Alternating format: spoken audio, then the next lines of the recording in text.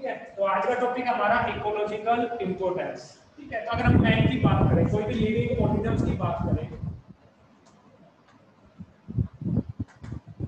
ठीक है, living organisms में हम प्लांट की बात कर रहे हैं, ह्यूमन की बात कर रहे हैं, तो हम जो लिविंग थिंग्स है, मैन है, वुमेन है, ठीक है, तो हम जो वुमन है, हम अपनी जो बेसिक जो नेसेसिटी होती है उसके लिए हम किस पे डिपेंड होते हैं? हम एनवायरनमेंट पे डिपेंड होते हैं।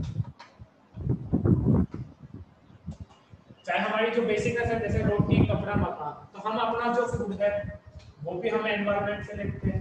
ठीक है, हम एनर्जी भी कहाँ से लेते हैं? हम एनवायरनमेंट से लेते हैं। ठीक है, फूड भी हम एनवायरनमेंट से ले रहे हैं, एनर्जी भी एनवायरनमेंट से ले रहे हैं, जितने भी आपके जो नेचुरल रिसोर्स है वो सब हम कहाँ से लेते हैं? एनवायरनमेंट से लेते हैं।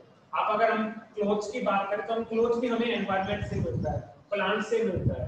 एनर्जी की बात करें, फूड की बात करें तो हम प्लांट को ईट करते हैं, दूसरे एनिमल जो आपके कंज्यूमर्स है वो डिफरेंट एनिमल्स को ईट करते हैं। तो फूड के लिए, एनर्जी के लिए, जो हमारी जो बेसिक नेसेसिटी है उसके लिए हम किस पे हम रिस्पॉन्सिबल होते हैं? किस पे? हम एनवायरनमेंट से। ठीक है, तो अब हमें एनवायरनमेंट के बारे में पता होना चाहिए। अब हम एनवायरनमेंट से, हम मैन क्या है? बड़ा ग्रीडी पर्सन है, वुमन क्या होते हैं? बड़े ग्रीडी होते हैं। एक बार किसी चीज की इंपोर्टेंस पता चल गई, अभी इस चीज का यूटिलाइजेशन करना है, तो हम फूड के यूटिलाइजेशन के लिए, एनर्जी के यूटिलाइजेशन के लिए और वाटर के यूटिलाइजेशन के लिए हम एनवायरनमेंट पे डिपेंड होते हैं। और जो मैन है अपनी ग्रीडी को कंप्लीट करने के लिए, ठीक है, इन जो नेचुरल जो रिसोर्स है हमारे, इनको क्या करते हैं? लार्ज स्केल पे यूज करता है। ठीक है, तो हमने बेसिक्स, हमें इंपोर्टेंट से पता लगाना है कि इंपोर्टेंट क्यों है। इंपोर्टेंट हमें जब पता लगेगा क्योंकि हम लिविंग ऑर्गेनिजम्स हैं, हम एनवायरनमेंट पे डिपेंड होते हैं। लाइक हमारी जो नेचुरल रिसोर्स है, फूड है, एनर्जी है, वाटर है, इन सब के लिए हम किस पे डिपेंडेंट होते हैं? हम एनवायरनमेंट पे। बट मैन अपनी ग्रीडी को कंप्लीट करने के लिए इन जो नेचुरल रिसोर्स है, इन जो एनवायरमेंटल जो रिसोर्स है, इनको क्या कर रहा है? लार्ज स्केल पे यूज कर रहा है। और इन लार्ज स्केल पे यूज करने के कारण जो इकोलॉजी है उसके अंदर क्या हो रहा है? एक इम्बैलेंस काज हो रहा है।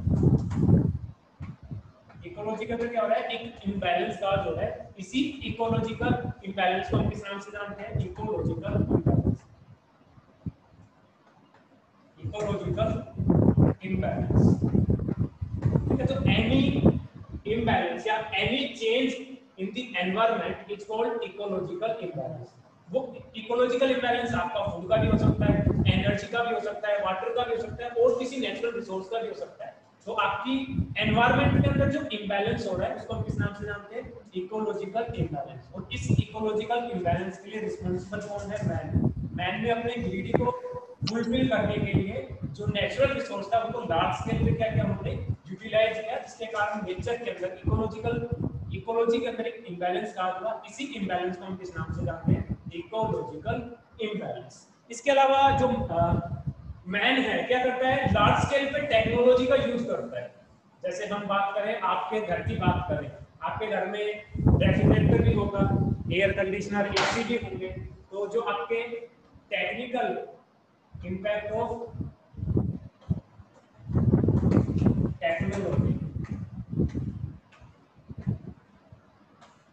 ठीक है, तो ह्यूमन क्या करता है? अपनी ग्रीडी को फुलफिल करने के लिए क्या करता है? टेक्नोलॉजी का भी यूज करता है। जैसे हमने एग्जांपल लिया रेफ्रिजरेटर, एयर कंडीशनर, ये इसके अलावा कोई भी आप जैसे टेक्नोलॉजी का यूज करते हो। जैसे हम एग्रीकल्चर की बात करें तो हम फर्टिलाइजर्स का यूज करते हैं। तो ये फर्टिलाइजर्स क्या करते हैं? हमारी इकोलॉजी के अंदर क्या करते हैं? इम्बैलेंस काज करते हैं, जिसके कारण इकोलॉजिकल इम्बैलेंस काज होता है। जैसे हम बात करें इकोलॉजी के इम्पैक्ट के कारण, लार्ज स्केल पे टेक्नोलॉजी का यूज करने के कारण इकोलॉजी के अंदर क्या हो रहा है? आपकी एसिड रेन फॉर्मेशन हो रही है। जैसे लार्ज स्केल पे आपकी जो फैक्ट्रीज है, ठीक है, वो फैक्ट्री क्या करती है? केमिकल रिलीज करती है और पोल्यूटेंट के रूप में एयर पोल्यूशन भी काज करती है।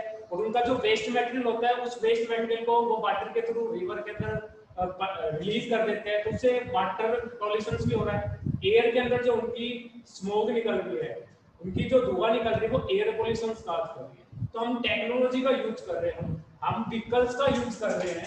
तो ये व्हीकल्स क्या करते हैं? आपकी पोल्यूटेंट्स को रिलीज करते हैं। आपकी जो पोल्यूटेंट्स आपके जो व्हीकल्स रिलीज करते हैं, सल्फर रिलीज करते हैं। तो ये सभी जो व्हीकल से जो रिलीज हो रहे हैं वो कहाँ पे? एटमॉस्फेयर के अंदर क्या करते हैं?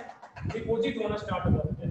जैसे आपकी रेन आएगी तो रेन के साथ ये आपके जो पार्टिकल्स आपके सल्फर वगैरह थे क्या हो गए आपके अर्थ के ऊपर आएंगे, लिथोस्फीयर्स पे आएंगे। इसी को तो हम एसिड रेन कह रहे हैं। तो इम्पैक्ट ऑफ टेक्नोलॉजी, टेक्नोलॉजी का यूज करने के कारण हम रेफ्रिजरेटर, मैंने कुछ 3-4 एग्जांपल दिए हैं, रेफ्रिजरेटर, एसी, व्हीकल्स, या फिर हम नेचुरल नहीं आर्टिफिशियल जो आप लैब के अंदर जो हम फर्टिलाइजर प्रिपेयर करते हैं अमोनियम, तो वो क्या करते हैं आपकी लार्ज स्केल पे इकोलॉजी के अंदर इंबैलेंस काज करते हैं, जिसको हम इकोलॉजिकल इंबैलेंस के नाम से जानते हैं। जैसे acid rain impact of technology, technology के इम्पैक्ट के कारण क्या हो रही है आपकी एसिड रेन हो रही है। यूट्रोफिकेशन, एनीवन कोई बताएगा व्हाट इज यूट्रोफिकेशन? यूट्रोफिकेशन क्या होता है?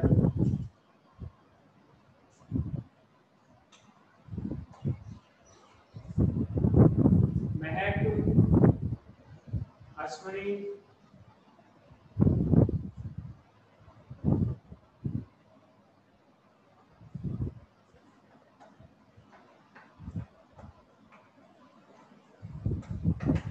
यस या नो? यूट्रोफिकेशन क्या होता है?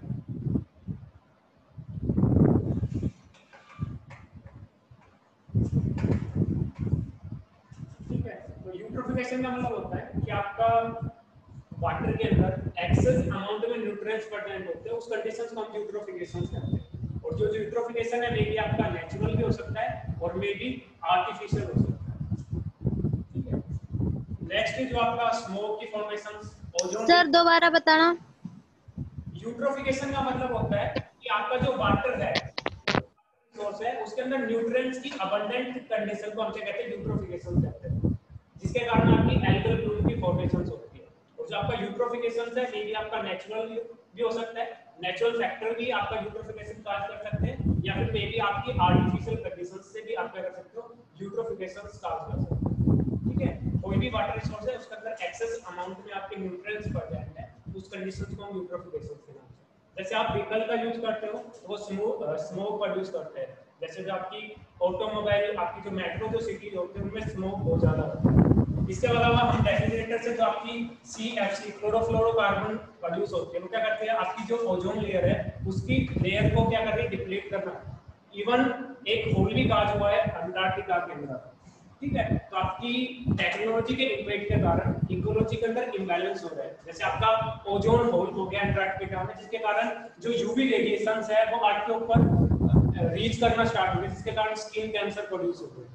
ठीक है, तो ये किसके कारण हुआ? Ecological imbalance. और ये जो इकोलॉजिकल इंबैलेंस है मैन ने काज किया है टेक्नोलॉजी का यूज करके, या फिर जो आपके नेचुरल रिसोर्स है उनको लार्ज स्केल पे यूटिलाइज करके। ठीक है, soil erosion some impact of technology. तो आपको पता है कि आपके ये जो आपके इंपैक्ट है ये आपके मैन ने काज किए। तो इन सभी इंपैक्ट को आप कैसे दूर करोगे? जब भी आप क्या कर सकते हो? इकोलॉजी के इंपॉर्टेंस को पता लगा सकते हो। जैसे आपको मैं बताऊं, आपकी ओजोन लेयर को आपको डिप्लीट होने से क्या करना है? रोकना है। आपको इंपॉर्टेंट मेजर चेंजेस लाने हैं ताकि आप इकोलॉजी को प्रिजर्व कर सके। वो आपको कब पता लगेगा? आपको इकोलॉजी की नॉलेज हो। तो इकोलॉजी की नॉलेज हमको हेल्प करती है। इकोलॉजी नॉलेज हेल्प अस, एक तो आपकी बायोडाइवर्सिटी को कंजर्वेशन में,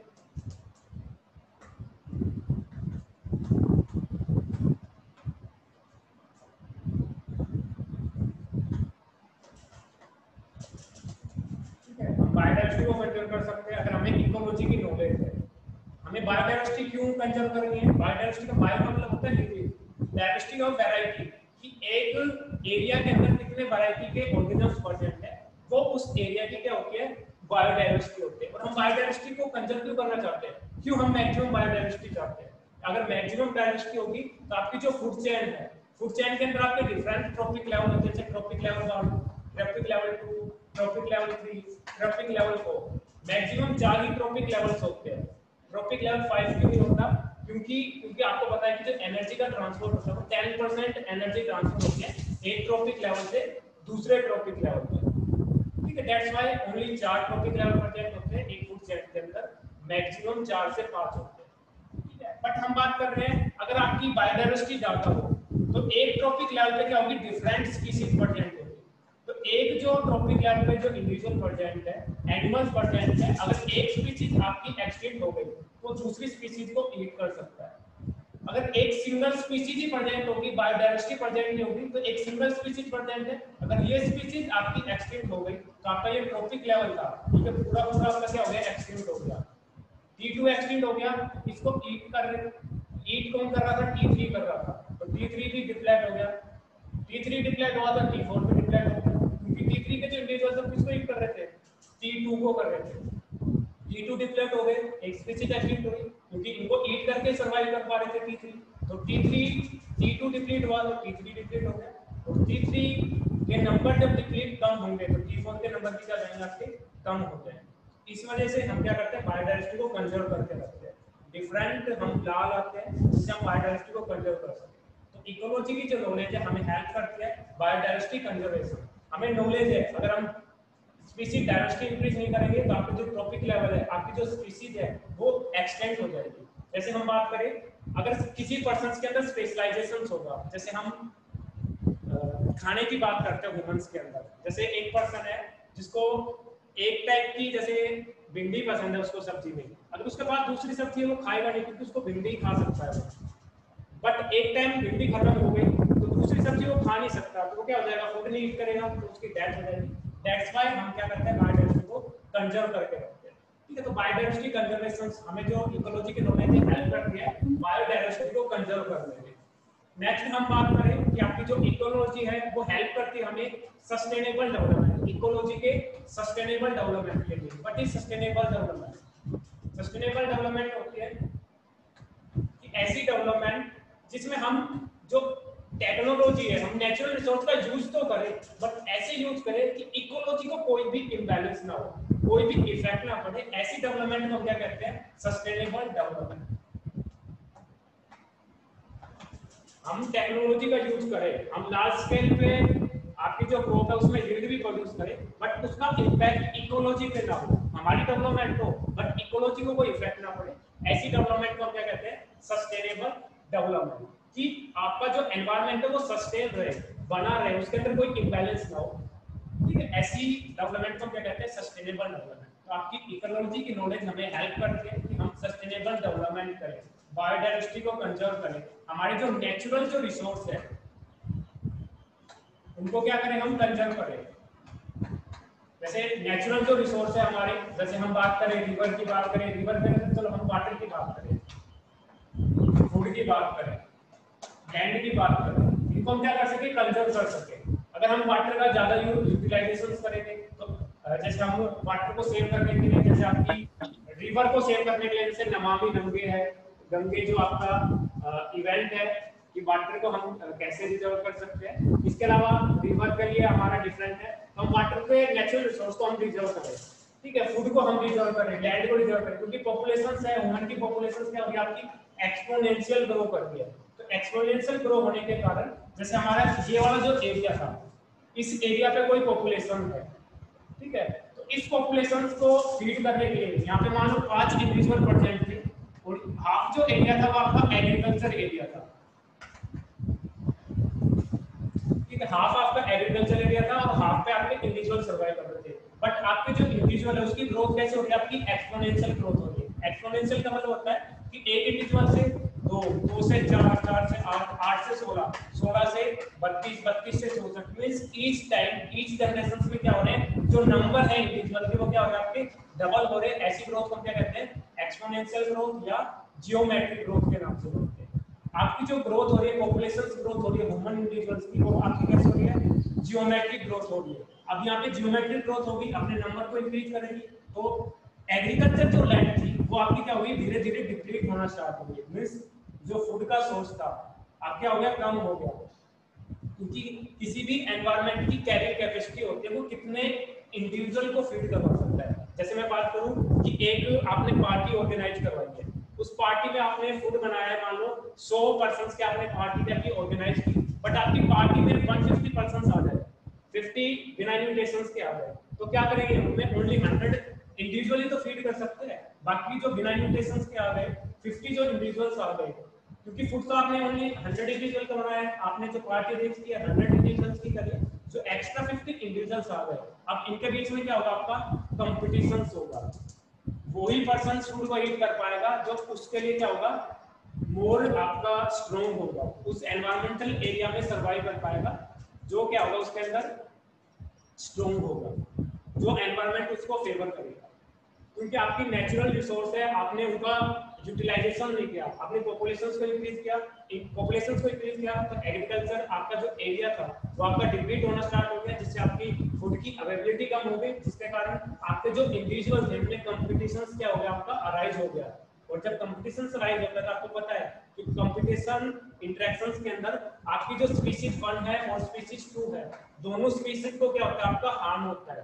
कंपटीशन में हमेशा दोनों स्पीशीज को हार्म होता है, तो आपके जो पॉपुलेशन है वो डिक्रीज होना स्टार्ट हो गई। दैट्स व्हाई हमें नेचुरल रिसोर्स को क्या करना चाहिए, यूटिलाइज करना चाहिए, बट कैसा करना चाहिए, नॉर्मल वे में। ठीक है, तो हम नेचुरल रिसोर्स को, अगर हमें इकोलॉजी की नॉलेज है तो हम नेचुरल रिसोर्स को क्या करेंगे, कंजर्व करेंगे। तो knowledge of ecology help us to conserve natural resource. ठीक है, हम नेचुरल रिसोर्स को कंजर्व करेंगे, हमारी जो डेवलपमेंट करेंगे हम सस्टेनेबल डेवलपमेंट करेंगे, कि हम इकोलॉजी को कोई इंपैक्ट ना करें, कोई लॉस ना पहुंचाए, और हम हमारी डेवलपमेंट भी करें। ठीक है, इसके अलावा हम बात करें कि हमारा जो इकोलॉजी है वो हमें हेल्प करता है कि हम जो पोल्यूटेंट्स है इनको क्या करें, स्मॉल अमाउंट में यूज करें। जैसे हम रेफ्रिजरेटर में सीएफसी की बात करें, व्हीकल्स की बात करें, अगर हम पोल्यूटेंट्स का कम यूज करेंगे तो ऑब्वियसली हमारा पॉल्यूशन भी कम हो जाएगा। ठीक है, अगर हम पोल्यूटेंट्स का स्मॉल अमाउंट में यूज करेंगे, हम नेग्लिजिबल यूज करेंगे, तो हमारा पॉल्यूशन अपने आप ठीक हो जाएगा। ठीक है, तो इकोलॉजी की नॉलेज हमें हेल्प करती है कि हम पोल्यूटेंट्स का क्या करें, स्मॉल अमाउंट में यूज करें। दैट्स व्हाई हमारा पॉल्यूशन अपने आप क्या हो जाएगा, डिग्रेड हो जाएगा, कम हो जाएगा। ठीक है, तो बहुत सारे आपके जो इकोलॉजी है वो हेल्प करती है। अगर हम इकोलॉजी की स्टडी करेंगे तो हम बायोडाइवर्सिटी कंजर्व कर सकते हैं, सस्टेनेबल डेवलपमेंट करेंगे, नेचुरल रिसोर्स को कंजर्व करेंगे, पॉल्यूटेंट्स का कम से कम यूज करेंगे।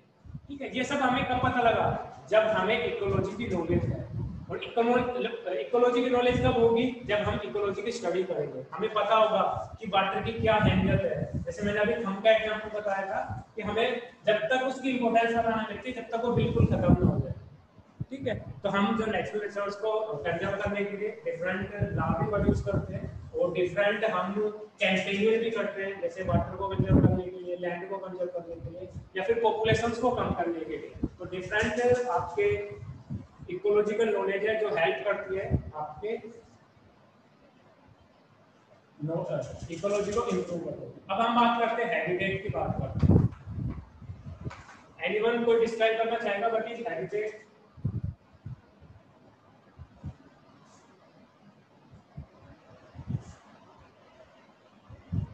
कोई नहीं बताना चाहेगा?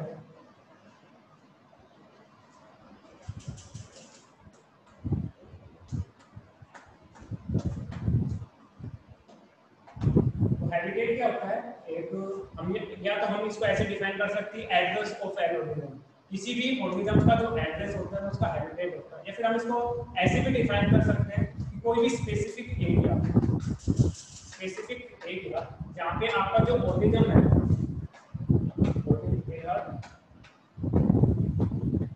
Organism survive. ठीक है, तो हैबिटेट क्या है, वो स्पेसिफिक एरिया है जहाँ पे कोई भी ऑर्गेनिज्म सर्वाइव करता है। उस एरिया को हम किस नाम से जानते हैं, हैबिटेट के नाम से जानते हैं। या फिर हम कह सकते हैं एड्रेस ऑफ एन ऑर्गेनिज्म। किसी भी ऑर्गेनिज्म का एड्रेस उसका क्या कहलाता है, हैबिटेट कहलाता है। जैसे मे बी हैबिटेट आपका दो टाइप का हैबिटेट होता है, एक होता है आपका एक्वेटिक हैबिटेट, एक होता है आपका टेरेस्ट्रियल हैबिटेट।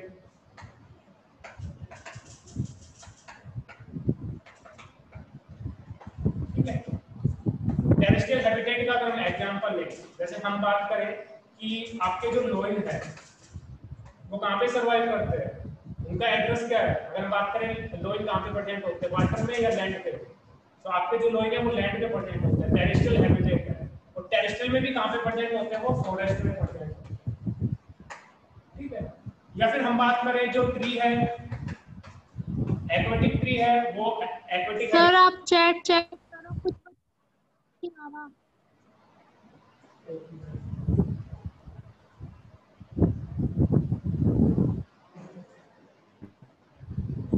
सर आवाज नहीं आ रही।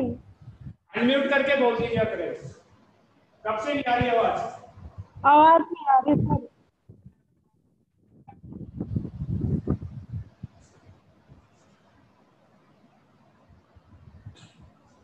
Now I am audible?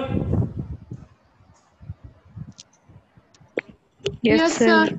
Okay, ठीक है। तो हम बात कर रहे थे हैबिटेट की, कि हैबिटेट होता क्या है। तो हैबिटेट को हम डिफाइन कर सकते हैं मल्टीपल डेफिनेशन से। जैसे हम हैबिटेट को डिफाइन कर सकते हैं कि कोई भी स्पेसिफिक एरिया जहाँ पे वो ऑर्गेनिज्म सर्वाइव करता है, वो उस ऑर्गेनिजम्स की क्या होगी, हैबिटेट होगी। या फिर हम कह सकते हैं एड्रेस ऑफ एन ऑर्गेनिज्म, कि कोई भी ऑर्गेनिज्म जहाँ पे प्रेजेंट करता है वो उसका एड्रेस, उसका क्या कहलाता है, हैबिटेट। और हैबिटेट में भी एक्वेटिक हो सकती है और में भी टेरेस्ट्रियल हो सकती है। जैसे हमने लोइन की बात करी, वो लैंड पे प्रेजेंट होता है, कहाँ पे प्रेजेंट होता है, फॉरेस्ट के अंदर प्रेजेंट होता है। तो लोइन का एड्रेस कहाँ है, कहाँ पे प्रेजेंट होगा? अगर अपने हाउस में प्रेजेंट होता है तो आप नहीं मानोगे। अगर वुमेन्स की बात करें तो कहाँ पे प्रेजेंट होता है, आपका हाउस में प्रेजेंट होता है, ठीक है। तो सिविलाइजेशंस के कारण हाउस में प्रेजेंट होता है, पहले केव्स में प्रेजेंट होता था। जैसे हम अर्थवर्म की बात करें तो अर्थवर्म कहाँ पे सर्वाइव करता है, उसका एड्रेस कहाँ है, ब्यूरो के अंदर प्रेजेंट होता है। अगर हम फिश की बात करें तो फिश कहाँ पे प्रेजेंट होता है, आपकी वाटर के अंदर प्रेजेंट होती है, ठीक है। तो कुछ एग्जांपल बताए मैंने हैबिटेट के। तो हैबिटेट एड्रेस है किसी भी ऑर्गेनिज्म का जहाँ पे वो ऑर्गेनिज्म सर्वाइव करता है। और हैबिटेट में भी आपकी एक्वेटिक हो सकती है और में भी आपकी टेरेस्ट्रियल हो सकती है। और टेरेस्ट्रियल सॉरी एक्वेटिक में भी दो टाइप की हो सकती है, में भी फ्रेश वाटर हो सकती है और में भी कैसे होती है, आपकी मैराइन वाटर हो सकती है, ठीक है। जैसे हम लेबी और रोहिता की बात करें तो लेबी और रोहिता फिश है, उसकी जो हैबिटेट होती है वो क्या होती है, आपकी फ्रेश वाटर, ठीक है। तो आपकी जो हैबिटेट है मे बी एक्वाटिक हो सकती है, मे बी टेरेस्ट्रियल हो सकती है, और एक्वाटिक में मे बी फ्रेश वाटर भी हो सकती है और मे बी मैराइन वाटर भी हो सकती है। अब कुछ एग्जांपल की बात करते हैं। जैसे मैंने दो एग्जांपल मैंने आपके साथ शेयर किए हैं। एक तो मैंने लोइन की हैबिटेट बताई है, फॉरेस्ट में प्रेजेंट होता है। सेकंड मैंने लेबी और रोहिता की बताई है कि लेबी और रोहिता कहाँ पे प्रेजेंट होता है, आपकी फ्रेश वाटर में, ठीक है। अब हम बात करें एम्फीबियंस की बात करें। एम्फीबियंस की हैबिटेट क्या होती है, एक्वेटिक और टेरेस्ट्रियल दोनों होती है सर। दैट्स व्हाई इसको हम क्या कहते हैं, एम्फीबियंस। क्योंकि एम्फी वर्ड का मतलब क्या होता है, आपका बोथ, दो चीज के लिए यूज होता है। तो आपके एम्फीबियंस है, बोथ आपका एक्वेटिक हैबिटेट भी होती है और मे भी कैसे होती है, आपकी टेरेस्ट्रियल होती है। जैसे हम फ्रॉग का एग्जांपल लें, ठीक है। फ्रॉग आपका एम्फीबियंस है, इनकी जो डेवलपमेंट होती है, जो लार्वल स्टेज प्रेजेंट होती है, जो लार्वा फर्टिलाइजेशन होता है वो कहाँ पे होता है, वाटर के अंदर होता है। और ये अडल्ट जो आपकी अगर हम बात करें तो अडल्ट फ्रॉग आपको मिलेंगे टेरेस्ट्रियल हैबिटेट में, ये नहीं कि आपको लार्वा टेरेस्ट्रियल में मिल जाएंगे, या फिर फर्टिलाइजेशन आपका एक्वेटिक हो जाएगा। तो एक जो लाइफ साइकिल है वो आपकी एक्वेटिक हैबिटेट में होती है, एक लाइफ साइकिल कैसे होती है, आपकी टेरेस्ट्रियल में होती है। दैट्स व्हाई इनको एम्फीबियंस कह रहे हैं। ये नहीं है कि आपका एक हैबिटेट एक्वेटिक में प्रेजेंट होता है फिर टेरेस्ट्रियल में प्रेजेंट होंगे, अपनी पूरी लाइफ एक ही हैबिटेट में सर्वाइव नहीं करते, हाफ एक्वेटिक में करते हैं, हाफ टेरेस्ट्रियल में करते हैं। दैट्स व्हाई एम्फीबियंस कहते हैं। ये नहीं कि वाटर में भी सर्वाइव कर लेंगे और टेरेस्ट्रियल में भी सर्वाइव कर लेंगे। लार्वल स्टेज एक्वेटिक हैबिटेट में सर्वाइव करेगी और अडल्ट कहां पे सर्वाइव करेंगे, आपके टेरेस्ट्रियल के अंदर सर्वाइव करेंगे, ठीक है। तो ये कुछ एग्जांपल्स हैं। जैसे हम अर्थवर्म की बात करें तो अर्थवर्म आपके ब्यूरो में प्रेजेंट है। तो कुछ एग्जांपल्स है आपके हैबिटेट के। आपको पहले तो हैबिटेट के बारे में पता होना चाहिए। तो हैबिटेट की हमने डेफिनेशन बताई, कोई भी स्पेसिफिक एरिया जहाँ पे ऑर्गेनिज्म सर्वाइव करता है वो उसके क्या होते हैं, हैबिटेट। जैसे हमको ऐसे भी डिफाइन कर सकते हैं एड्रेस ऑफ वन ऑर्गेनिज्म। अगर हम बात करें फॉरेस्ट, एड्रेस है आपका लोइन का, तो लोइन कहाँ पे प्रेजेंट होता है, फॉरेस्ट के अंदर प्रेजेंट होता है। एम्फीबियंस की बात करें, फ्रॉग की बात करें तो एक्वेटिक टेरेस्ट्रियल भी हो सकता है। वुमेन्स की बात करें तो वुमेन्स कहाँ पे प्रेजेंट होंगे, हाउस में प्रेजेंट होंगे। अगर हम लेबी और रोहिता की बात करें तो हम डायरेक्ट बता देंगे कि वो फ्रेश वाटर के अंदर प्रेजेंट होते हैं, उसकी हैबिटेट क्या है, फ्रेश वाटर होती है, ठीक है। या फिर हम बात करें अर्थवर्म की बात करें तो आपके अर्थवर्म कहाँ पे प्रेजेंट होते हैं, ब्यूरो के अंदर प्रेजेंट होते हैं। तो किसी भी ऑर्गेनिज्म की हैबिटेट वो उसका क्या होता है, एड्रेस होता है। एक होता है हैबिट्स। क्या डिफरेंस है दोनों में? जैसे आपने फर्स्ट और सेकंड सेम, थर्ड और फोर्थ सेम में आपने पढ़ा होगा, किसी भी चैप्टर में आपने जब फाइलम की स्टडी की होगी या किसी भी ऑर्गेनिजम्स की टाइप स्टडी की होगी या फिर किसी स्पेसिमेन की टाइप स्टडी की होगी, जब आपने हैबिटेट भी और उसकी डिस्क्राइब की होगी, उसकी उसकी हैबिट्स भी डिस्क्राइब करें. What is the difference between habitat and habits? Anyone?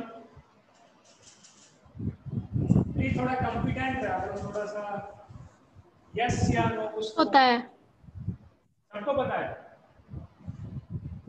Sir. Habitat तो लिविंग प्लेस होता है और हैबिट उसका नेचर होता है कि वो किस तरीके से मतलब अपने आप को सरवाइव करने के लिए जो भी हैबिटेट तो एक्सप्लेन नहीं किया था। हैबिटेट तो उसका फिजिकल एरिया जहाँ पे वो सर्वाइव करता है. एड्रेस हैबिट्स क्या होता है, वो कैसे परफॉर्म करता है, एक्सप्रेशन किस टाइप से शो करता है, रेस्पिरेशन कैसे शो करता है, उसका अंदर सर्कुलेटरी सिस्टम कैसा होता है, ये सब हम स्टडी करते हैं उसके हैबिटेट्स के अंदर. वो कैसे नहीं करता है, वो हार्निवोरस है, कार्निवोरस है, ये उसकी हैबिटेट है. हैबिट्स है सभी. ठीक है. तो हैबिटेट उसका फिजिकल एरिया होता है, वो कैसे रेस्पिरेशन शो करता है, एक्सप्रेशन शो करता है, फूड कैसे यूज करता है, ये उसकी हैबिट्स है. अब हम बात करते हैं कैरेक्टरिस्टिक ऑफ हैबिटेट कि किसी भी हैबिटेट के कैरेक्टरिस्टिक क्या होते हैं.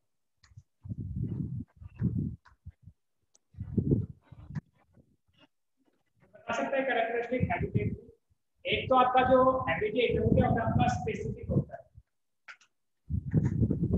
आप किसी भी ऑर्गेनिज्म का जो हैबिटेट है वो कैसा होता है, आपका स्पेसिफिक हैबिटेट होता है. स्पेसिफिक का मतलब जैसे मैं बात करूं कि आपकी जो लेबियर होता है,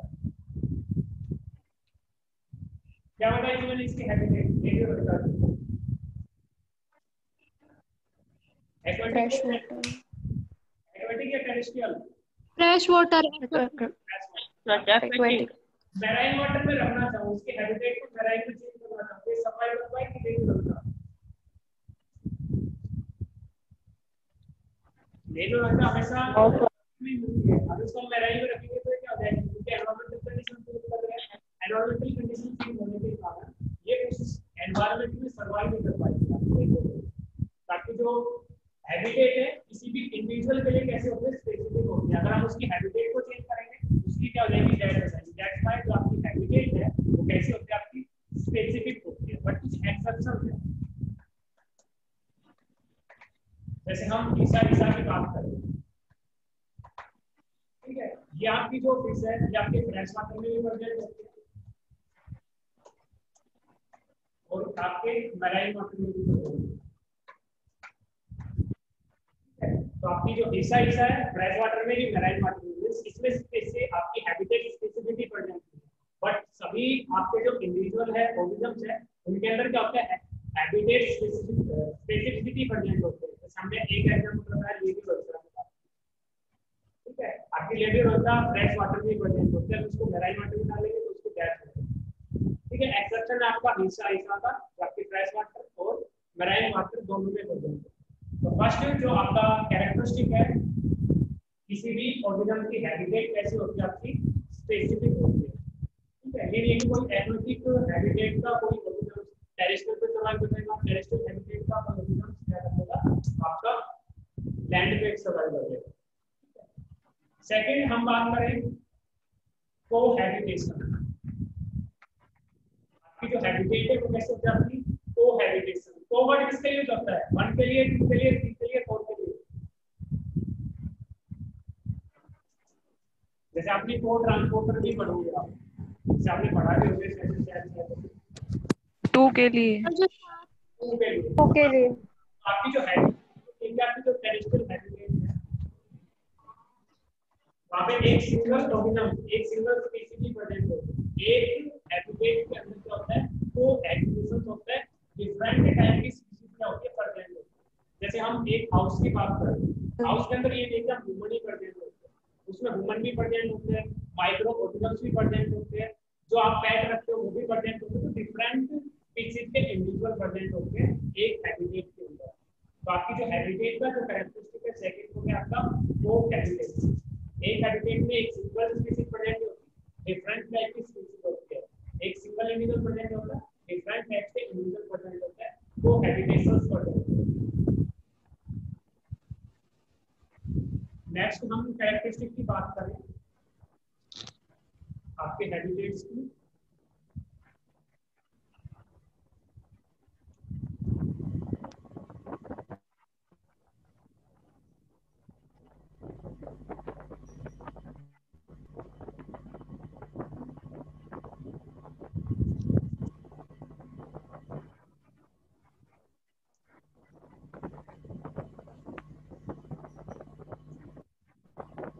नेक्स्ट जो कैरेक्टरिस्टिक था वो आपका था स्पेसिफिक, आपके जो हैबिटेट इंडिविजुअल की स्पेसिफिक हैबिटेट होती है वो हैबिटेशन प्रोवाइड होता है, और हैबिटेट आपकी मे बी स्मॉल हो सकती है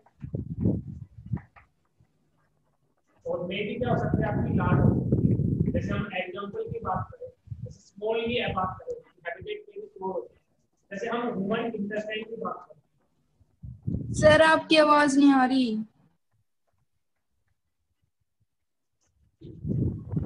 हम नेक्स्ट जो कैरेक्टरिस्टिक है हैबिटेट का, वो है आपकी जो हैबिटेट है मे बी आपकी स्मॉल भी हो सकती है और मे बी लार्ज भी हो सकती है। Now I am audible,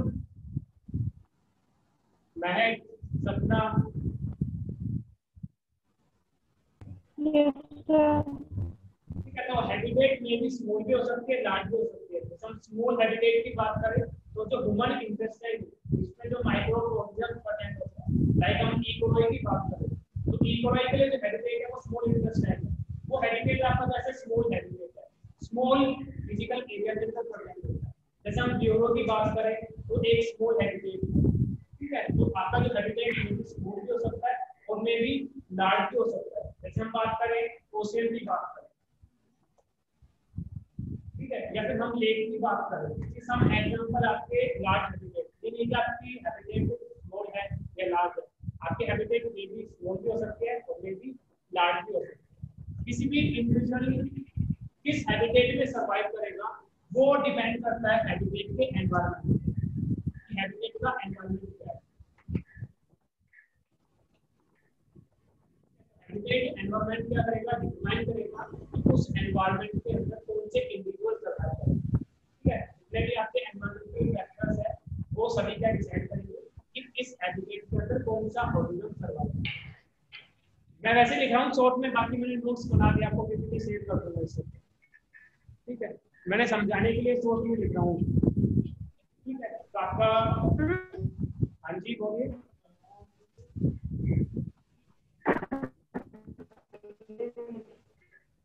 Sunanda हाँ बोलिए। आप पेपर रिपीट करना सुनाई नहीं दिया।